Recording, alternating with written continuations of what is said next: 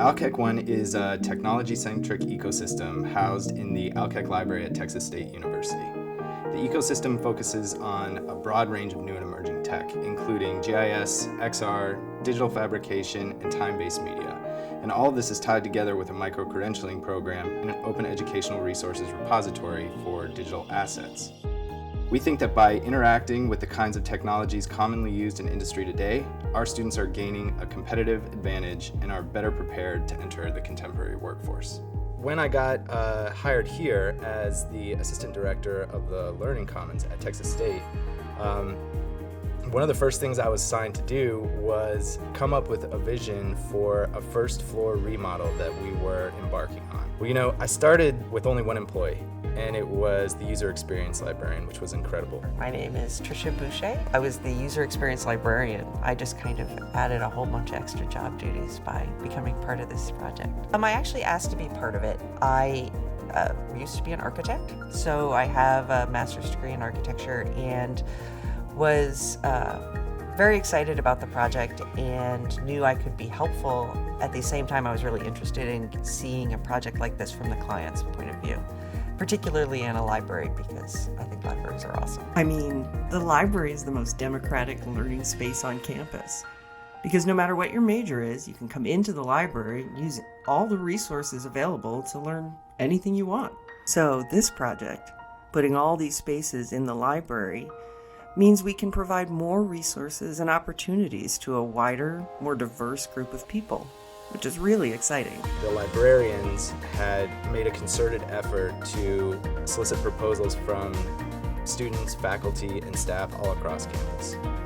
So they received 50 proposals, and everybody wanted something different related to technology in the library. I started looking through these proposals, and what I noticed was they sort of landed in 4 different groups. Something to do with extended reality, something to do with the makerspace, something to do with audio and video, and something to do with GIS. What we wanted to do was think about a constellation of services, technology, and spaces. I call it a constellation early in the vision because we didn't want to think about any of these things independent of one another. Whenever we were thinking about the spaces, we were thinking about the technology that would be used in them and also the services that would be associated with them. But we were also thinking about how the different spaces interacted with other spaces, how the different spaces interacted with other technology, and so on.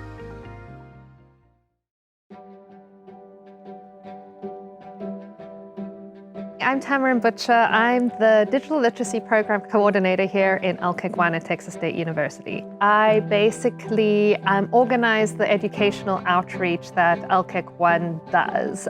So things like planning workshop schedules, bringing in speakers, and right now my biggest thing is working on our micro-credentialing program. It's basically a way for users in our space, which is Texas State students, faculty, and staff, for them to get transferable credit for the skills that they develop in our space.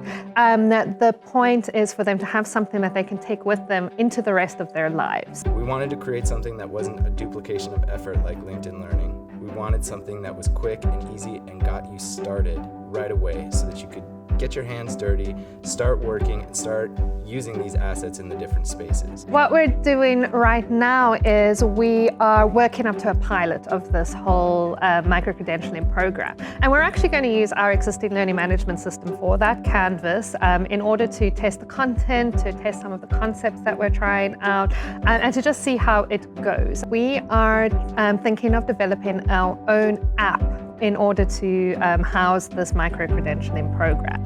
What this app will allow is for students to go through a series of videos. It'll prompt them to attend a certain number of workshops, and they'll also have to submit digital assets, some of which will be created during the workshops, but we also want to see them create unique assets as well. And by assets, I of course mean the products that they produce. So their 3D printed model, their beautiful photograph, their amazing video, those are what I'm talking about there.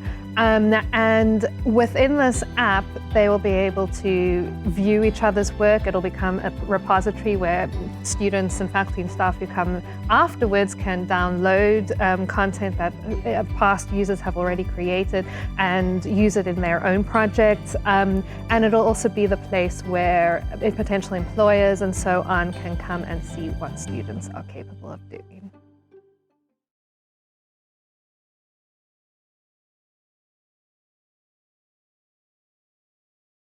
Hi there, you have finally arrived. Welcome. This is a space where you will learn about, create, and share digital content. Right now, this space is empty, but soon, with your help, we're going to fill it with free use digital content. Have you ever thought about building an app?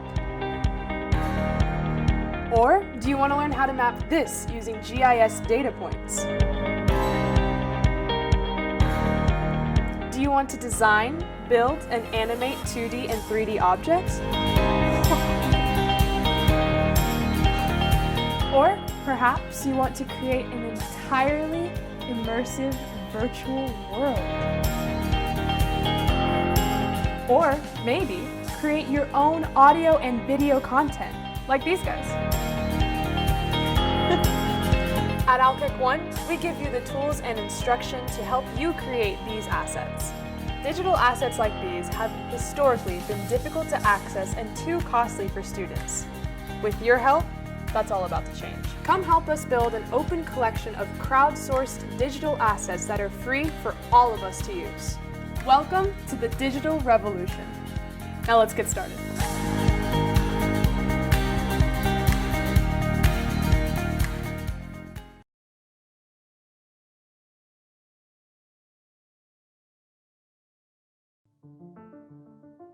It quickly became apparent that if we were going to undertake a project of this scale, we needed subject matter expertise.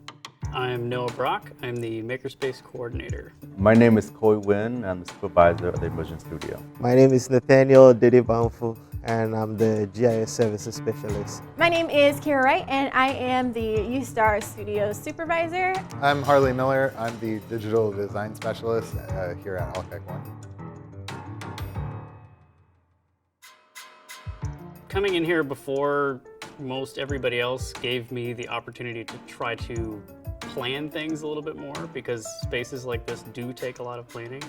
But I was also coming in about halfway into it. So I had to get up to speed very quickly. I had to try to think ahead multiple years to try to plan out and fit things in. Noah can tell you about the initial equipment list that I had cooked up for the makerspace and how woefully inadequate it was, and how important it was to get him on board. Originally, Andrew came up with a equipment list that kind of touched on all the areas that we were trying to cover, related to like 3D printing, laser cutters, electronics work, things like that. But it didn't really fit with a lot of new users. There were things in there that would be more advanced users that might not be able to work well with new students, people that don't have experience with that type of thing.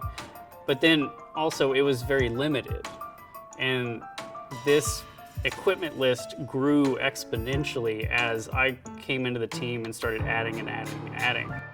The space was initially set up to be divided in half. And that way we can kind of separate out equipment that is a little easier to approach, easier to use from equipment that's kind of on a more industrial level. Things that take a lot more training to go through and a lot more safety guidelines and rules along with them. So right now we're standing in the clean, easier to use side. And this side houses equipment like 3D printers, soldering stations, vinyl cutters, things that you would probably see on your desk at home if you are into that type of thing. Everything in here can move if needed. And thinking about laying out a space, a fabrication shop like that gives you a lot of control in the future. We've got nice big sliding glass doors, so it's very easy just to walk through. If you're carrying a large piece of equipment or a tool or anything like that, you don't have to worry about opening a door. But we can still separate the spaces very easily because of that. We do have a tool room, and it's back in the corner over there, out of the way. And any tool that you might think that we need, we acquire it. And we're constantly adding to that collection. It's a never-ending list of tools, equipment, consumables, sandpaper, files, screwdrivers, drills, everything that you could think of to make things. Whenever I think about making, I think everybody's a maker. Everybody wants to be able to make things. People do DIY projects all the time in their houses, but they don't ever have the right equipment to do it. They get by, they figure it out. And this space is kind of a place where they can learn the proper ways to do things. They can do it safely. They can learn what's possible so that going forward they can create outside of that.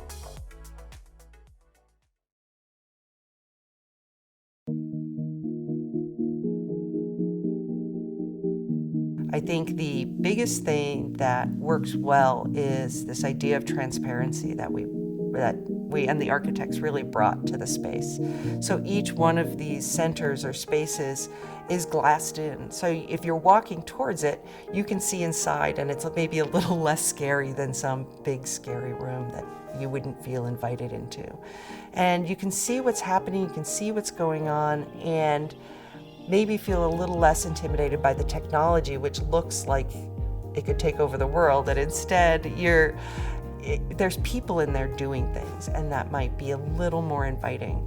And that also ties all the spaces together, this idea of transparency, and feeds into that whole ecosystem of spaces that we're trying to go for here. We are not tied to any specific school or major. This is open to everyone in the university. We want to see a history major using our GIS space to make an amazing historical map, or an English student using our UStar studio to create a video presentation. We want everyone in here letting their creativity run wild.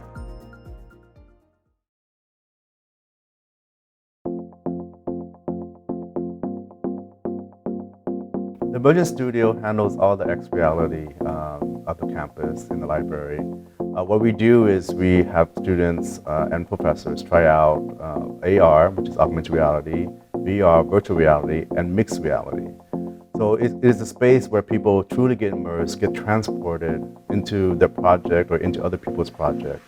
I think UStar is important to Alkek 1 because the video section can help enhance any projects that they may be working on in the other spaces. Maybe you want to make a video about how you created your 3D printed object. Maybe you want to add video to your VR creations.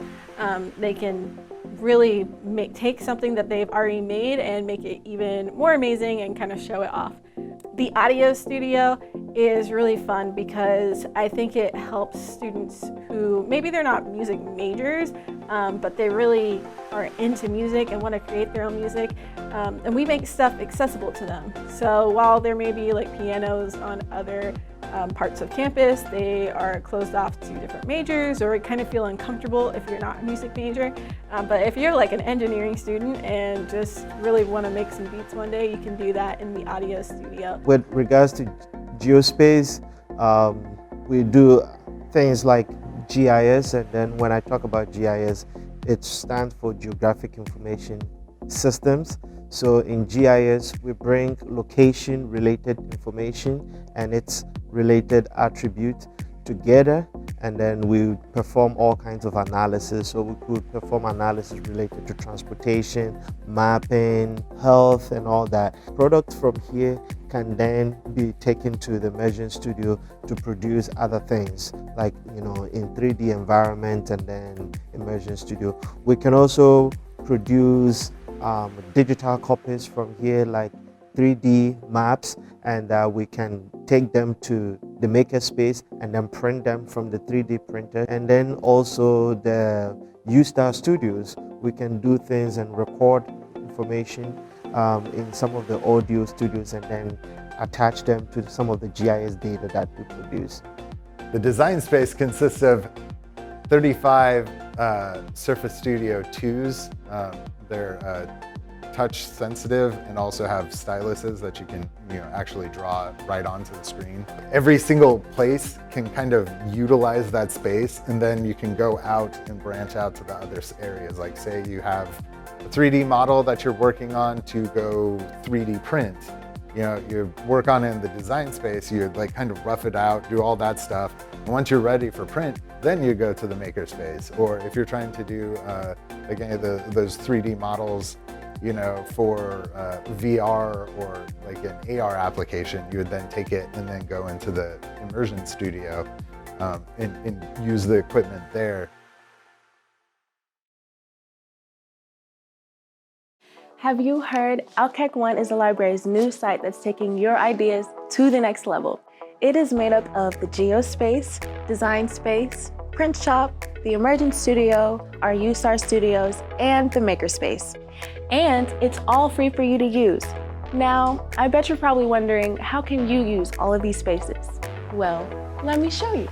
So let's say your student organization wants to make a difference by planting some trees in your community. You can come to the Geospace to map some trees in San Marcos to find the perfect spot for your event. And once that's settled, you can design logos in the design space. This could be used in the makerspace to make shirts for volunteers. Or you can use our print shop and make posters. But these aren't just any posters. These use augmented reality to help bring your project to life. You can even show people what the area will look like in 10 years, with a little help from USAR Studios. So what are you waiting for? Come down to Alkek One to see what's really possible.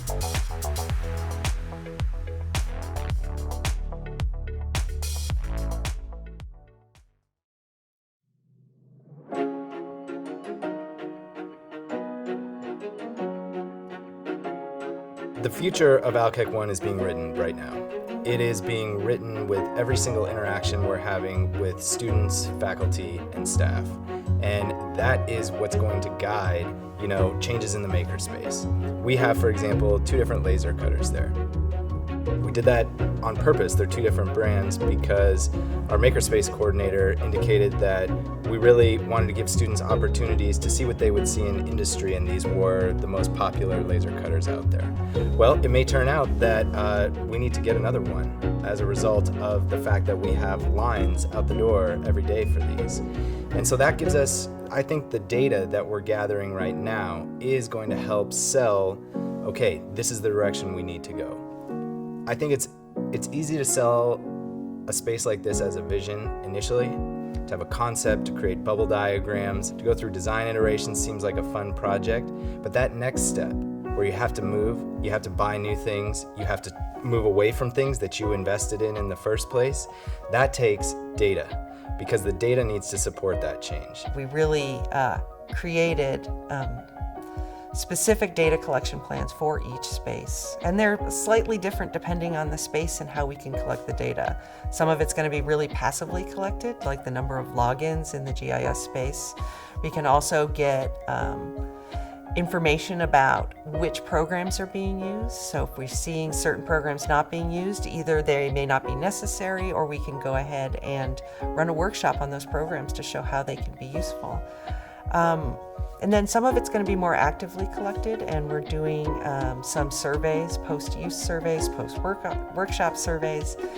But we'll also be doing, particularly in this first couple of years, some focus groups and interviews to get a sense of how people are using the spaces, how they felt in those spaces, and how useful they thought those spaces were. Ideally, we would also find out from students how these spaces and what they've learned has helped them in terms of getting a job and moving beyond college into the workplace and the rest of their lives. I think the future of Alkek One could go in a number of different ways. I think that what we are working towards is something that needs to be scalable so that we could serve the entire university community if we wanted to. I also see a future where we have asynchronous options alongside in-person workshop options. I see a future where we are a well-known and reputable source for these kinds of credentials, so that students know that if they go through us, it does mean something. We've started building connections with industry partners, and we want to keep those connections going. We want to create a pathway for users from our space right into industry or academia or whichever direction they're going. So we're starting to foster those connections now and build them up. So I'm hoping for this network. I'm hoping that we will be the center of an ever-expanding network of experts who go out into the world and make a difference.